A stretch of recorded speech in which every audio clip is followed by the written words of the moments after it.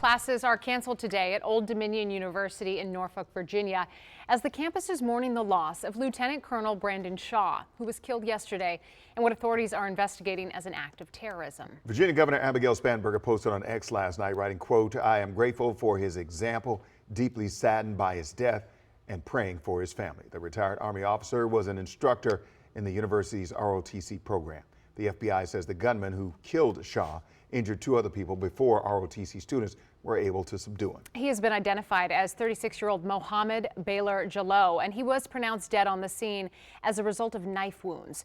Investigators say he previously had served time for attempting to support ISIS. That will be part of the ongoing investigation into yesterday's shooting. Our Marcella Robertson is live in Sterling, where the suspect has ties there. Good morning, Marcella. Good morning to you both. Well, this neighborhood here in Sterling is where Mohammed Jalloh lived with family members in a townhouse here behind me. There's a sign on the door saying that they do not want to talk to the media.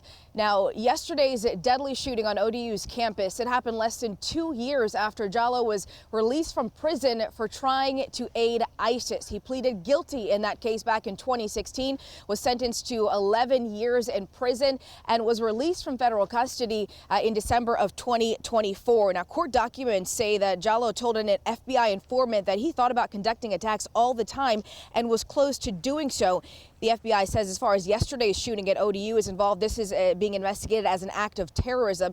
We spoke with a researcher on counterterrorism who co-wrote the book Homegrown: ISIS in America that included research on Jalloh. Here's what he had to say when he learned the FBI identified him as the suspected shooter yesterday.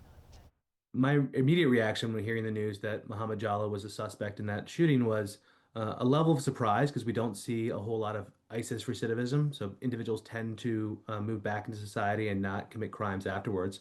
But also not that surprised too. You know, as part of this investigation, as part of we're doing this book, we interviewed the FBI agents who worked that case. And a lot of them talked about the idea that, you know, Jalloh was a very concerning case. This was a And we have also learned that Jalloh was once part of the Army National Guard, later quit before his initial arrest more than a decade ago in connection with that previous case. As far as yesterday's investigation is concerned, again, the FBI saying this is being investigated as an act of terrorism. We know that he targeted that ROTC classroom at Old Dominion University. Still, an exact motive is unclear, but the FBI is asking anyone with even any little bit of information to come forward. That's the latest here in Sterling. Back to you.